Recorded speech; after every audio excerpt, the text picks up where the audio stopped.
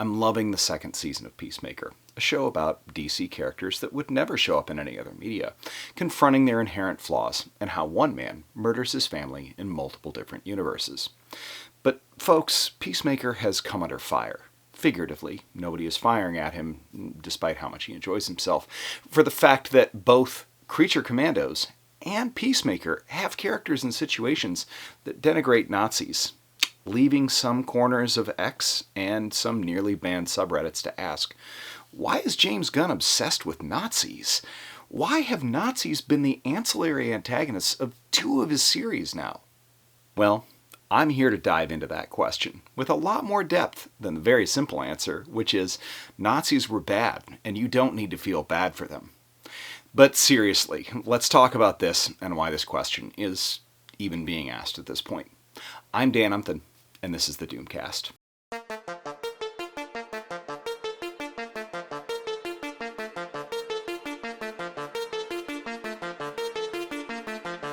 But first off, do me a favor, hit subscribe and the bell. I make about one of these videos a week. They're all great, so please don't miss even one. Anyway, I first saw somebody on Critical Drinker's sub ask this, which, no beef with Critical Drinker here. I don't expect that this reflects Critical Drinker's views on the show at all. I haven't watched his videos on it if he's done them. But the question of when will we get a show where whites are presented as victims because blacks are responsible for most real-world crime, just saying, why is James Gunn obsessed with Nazis? Well, you certainly are just saying something. But wow, bud, let me answer your question with absolute sincerity here. First of all, Peacemaker is a show about a dude whose dad in the Prime universe is a piece of shit white supremacist. He raised Chris and his brother Keith to be pieces of shit also. And after his father discovered a dimensional portal in the woods in the hands of an alien and shot him, and after Chris accidentally killed his brother, Augie turned himself into the White Dragon and his son into Peacemaker using found technology in the QUC. Also, side note, Augie Smith is the name of a pretty well-known stand-up comedian, and it's also got to be pretty annoying to have your name SEO ruined by a fictional Klan member. That aside. Anyway, because of the setting change in an alternate timeline of Season 2, it makes perfect sense that that alternate timeline in which a white supremacist father is a hero is also a Nazi regime in which the Americans lost the Second World War.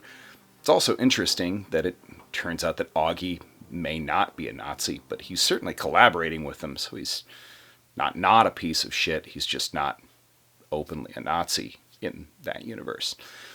But more importantly than all of that, Nazis are bad guys. Like, there is no political merit to their ideology, and as such, they are the villain of the 20th century, no question. Have you seen a Steven Spielberg movie? The bad guys are almost always Nazis, unless the bad guys are a girl who is Michelle Williams, who's also kind of Steven Spielberg's mom. I digress. The Nazis still remain bad.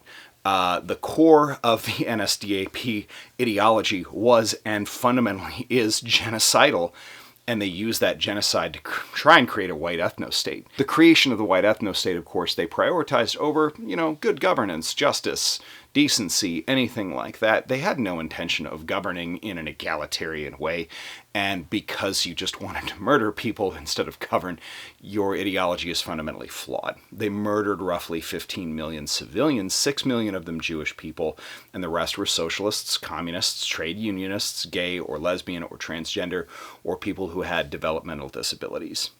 Dan, communists have killed more people than that. Cool, let's pretend that's true. Great rhetorical deflection to begin with. A lot of those people were also fucking Nazis that they killed. They also didn't start the war that killed 80 million people, and at the very least, communist theory does assert to desire to govern from a shift from capital to a classless, moneyless society. Through armed revolution, yes, but that's also a thing that the United States did once, and seems to encourage on a regular basis, according to Thomas Jefferson.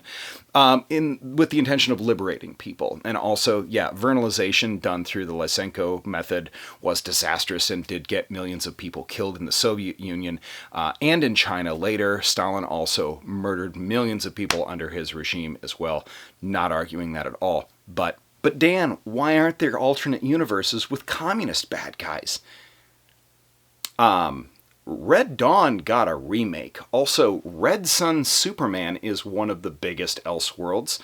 Also, multiple other stories set in the 1950s and 60s during Red Scare communism.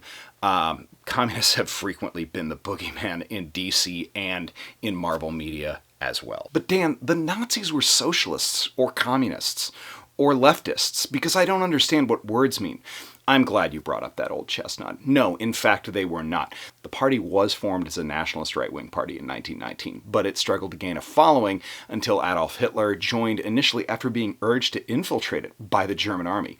He, along with other party members, renamed it the National Socialist German Workers' Party with the intention of attracting workers and nationalists under the guise of populist pseudo-socialist terminology that they repurposed. They had no ideological similarities whatsoever with socialism. Joseph Goebbels later made that very clear. I'll point to that shortly.